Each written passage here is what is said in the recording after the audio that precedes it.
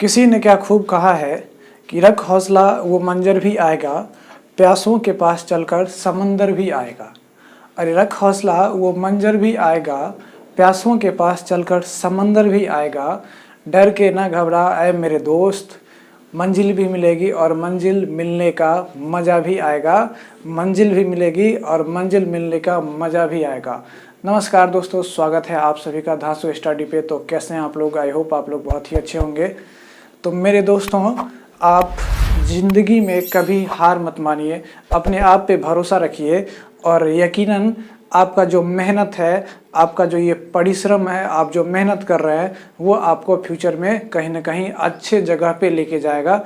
तो सबसे पहले तो आप खुद पे भरोसा करना सीखिए, उसके बाद आप सिस्टम पे भरोसा कीजिए।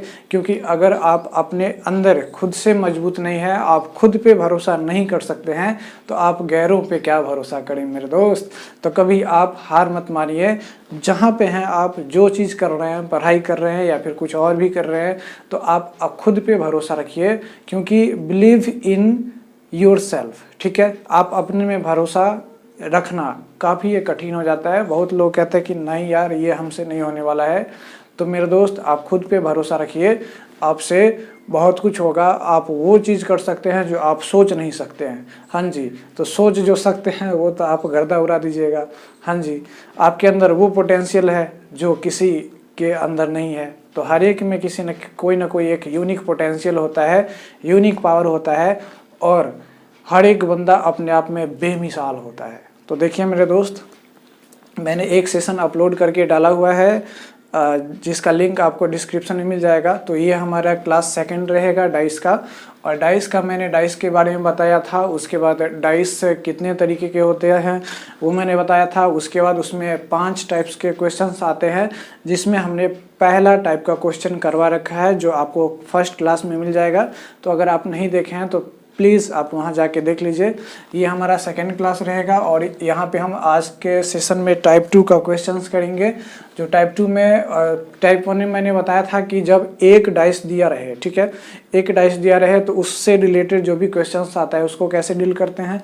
और आज हम पढ़ेंगे कि जब 2 पोजीशंस दिया रहे सिंगल डाइस का, यानी सिंगल डाइस का 2 पोजीशंस दिया रहे, तो उसको हम लोग कैसे तोड़फोड़ करेंगे, गर्दा मचाएंगे। तो मेरे दोस्त, जब 2 पोजीशन दिया रहे सिंगल डाइस का, यानी एक ही डाइस का 2 पोजीशन दिया रहे, ठीक है, तो उसमें भी आपको 3 केस बनता है। हो सकता है कि एक कॉमन फेस दे दिया जाए, जैसे यहाँ पे आप क्वेश्चन में देख रहे हैं सिंगल डाइस है, ये दोनों एक ही डाइस है, लेकिन यहाँ पे 2 फेस दिया हुआ है। मतलब एक दिख रहा है यहाँ पे 2 1 2 6 और यहाँ पे दिख रहा है 3 5 3 6 5। तो यहाँ पे सिंगल डाइस है लेकिन 2 दे दिया, 2 पोजीशंस दे दिया। तो आप कैसे उसको सॉल्व करेंगे? तो पहला केस हो सकता है कि एक कॉमन हो, है ना, ये केस हो सकता है।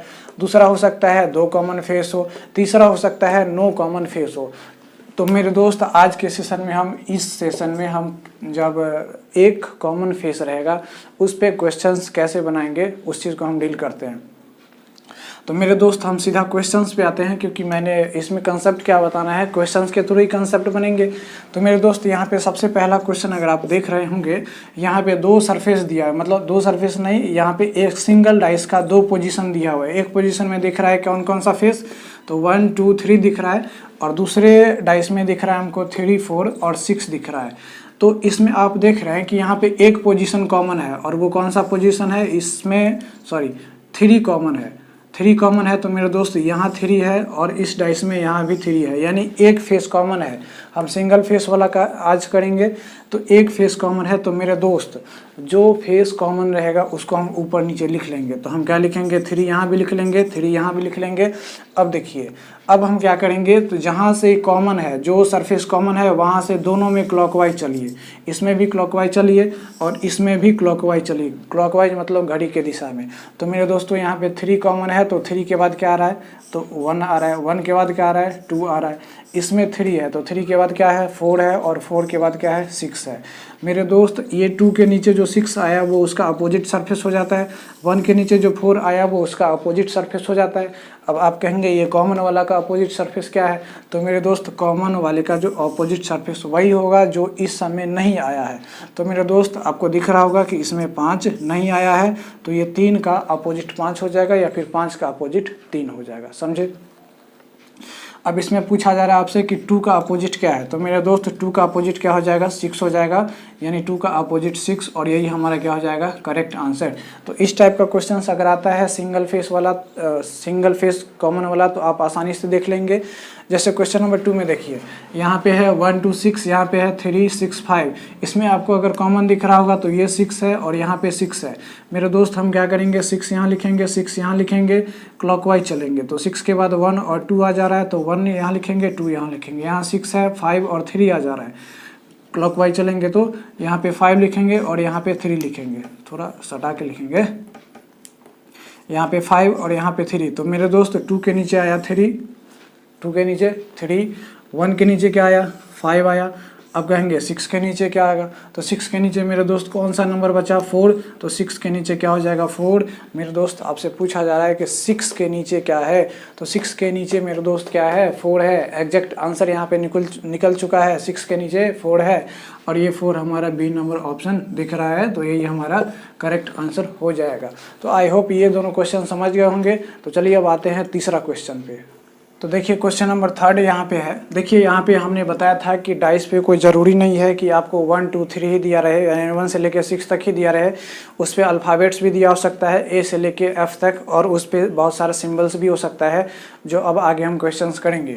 तो यहाँ पे सबसे पहले क्वेश्चन नंबर 3 में देख रहे हैं, यहाँ पे ए बी ई है और यहाँ पे सी ई एफ है। तो मेरे दोस्तों यहाँ पे कॉमन कौन सा है, तो आप कहेंगे यहाँ पे ई है और यहाँ पे भी ई है। तो आप क्या कर लीजिए, ई यहाँ पे भी लिख लीजिए और ई यहाँ पे भी लिख लीजिए। अब यहाँ से क्लॉकवाइज चलिए, तो मेरे दोस्तों ए और बी आता है, तो यहाँ पे लिख लेंगे ए और यहाँ पे लिख लेंगे बी। यहाँ पे ई के बाद क्लॉकवाइज चलेंगे तो कौन कौन आता है, तो आप कहेंगे एफ आता है और सी आता है, तो यहाँ पे लिख लेंगे एफ और यहाँ पे सी। बी के अपोजिट क्या आया, सी। ए के अपोजिट क्या आया, एफ। अब आप कहेंगे ई के अपोजिट क्या आएगा, तो मेरे दोस्त जो बच जाएगा वही आएगा। तो ए बी सी, डी नहीं है तो ई के अपोजिट क्या हो जाएगा, डी।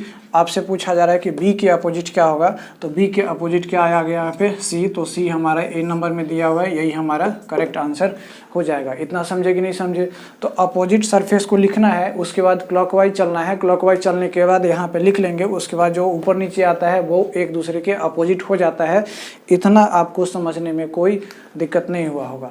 क्वेश्चन नंबर 4 में देखेंगे तो यहाँ पे आपको देखिए, इसमें क्वेश्चन में कुछ नहीं दिया हुआ है, तो इसमें हम ये फाइंड करेंगे कि कौन किसके नीचे है ना। इस पे बहुत सारा क्वेश्चंस दिया हो सकता है कि 3 के नीचे क्या होगा, 4 के नीचे। तो हमने क्वेश्चंस इस तरीके से उठा लिया है कि डाइस के आपको प्रॉब्लम को कैसे सॉल्व कर सकते हैं। तो इसमें देखिए यहाँ पे कॉमन कौन सा है, तो मेरे दोस्त यहाँ 3 है और यहाँ पे 3 है। तो हम क्या करेंगे, 3 यहाँ भी लिख लीजिए, 3 यहाँ भी लिख लीजिए। क्लॉकवाइज चलेंगे तो मेरे दोस्त 3 के बाद यहाँ पे 1 है, फिर यहाँ पे 2 है, तो 1 और 2।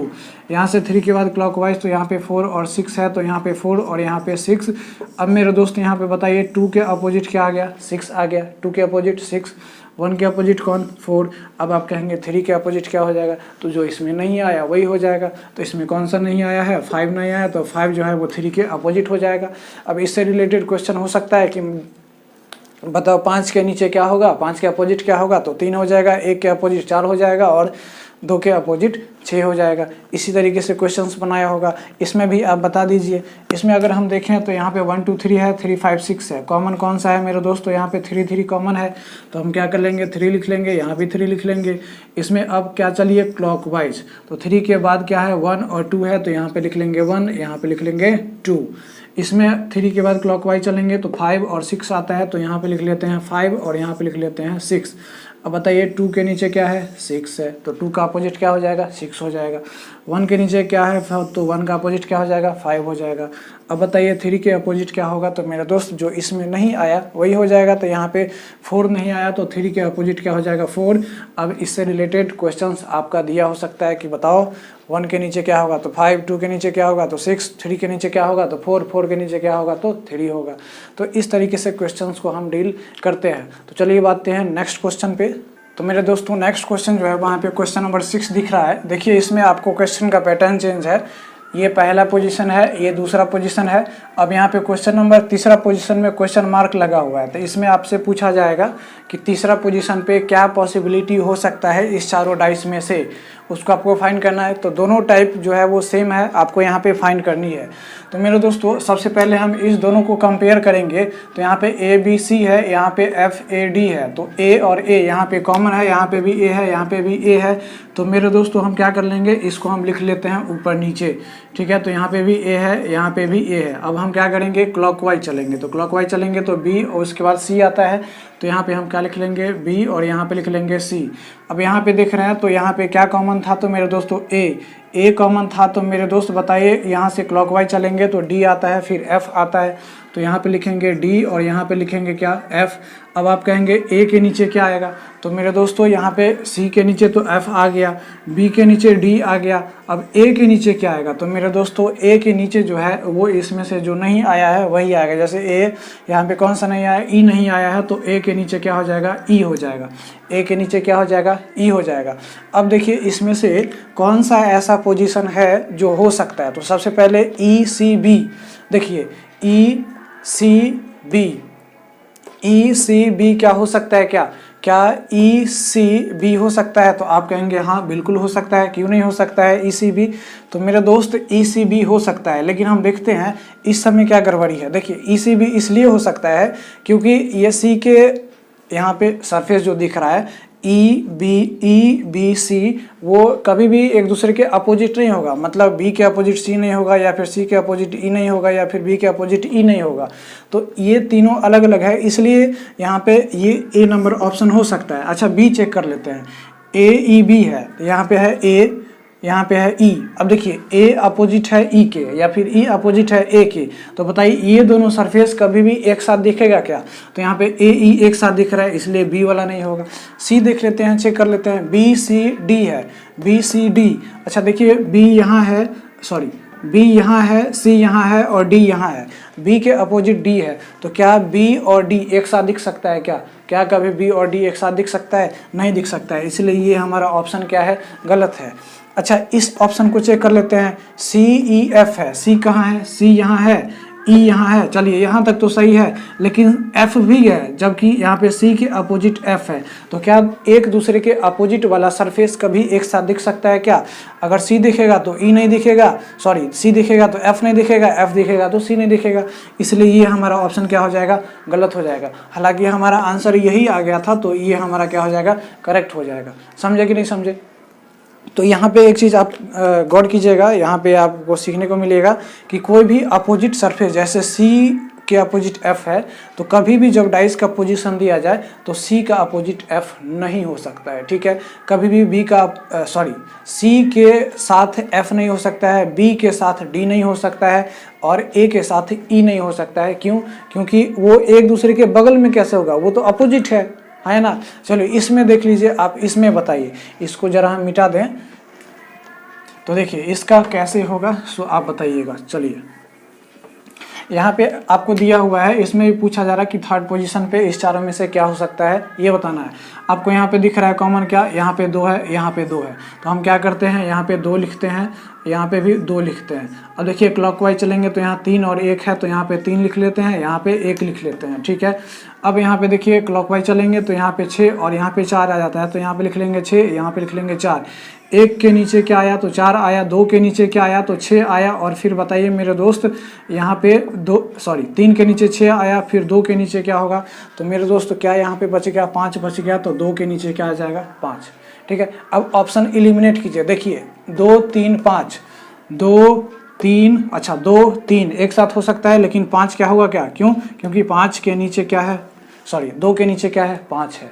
तो 2 3 और 5 कभी भी एक साथ अगल बगल में नहीं दिख सकता है। क्यों नहीं दिख सकता है, क्योंकि 2 के अपोजिट 5 है। अपोजिट सरफेस वाला बताइए कि एक साथ दिखेगा, कभी नहीं दिखेगा। इसलिए ये हमारा ए नंबर ऑप्शन नहीं हो सकता है। 3 4 6, 3 4 6 कुछ दिखा क्या, 3 के अपोजिट 6 है, कभी भी एक दूसरे के अगल बगल नहीं हो सकता है, क्योंकि वो अपोजिट है। ये भी ऑप्शन हमारा क्या हो गया, गलत।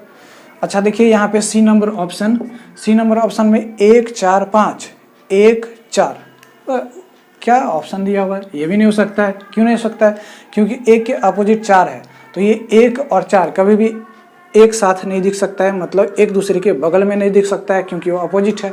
उसी तरीके से 1 2 6 1 2 6 हो सकता है क्योंकि 1 के अपोजिट 4 है, 2 के अपोजिट 5 है और 6 के अपोजिट 3 है, तीनों अलग अलग है, तो ये हमारा डी नंबर ऑप्शन हो सकता है।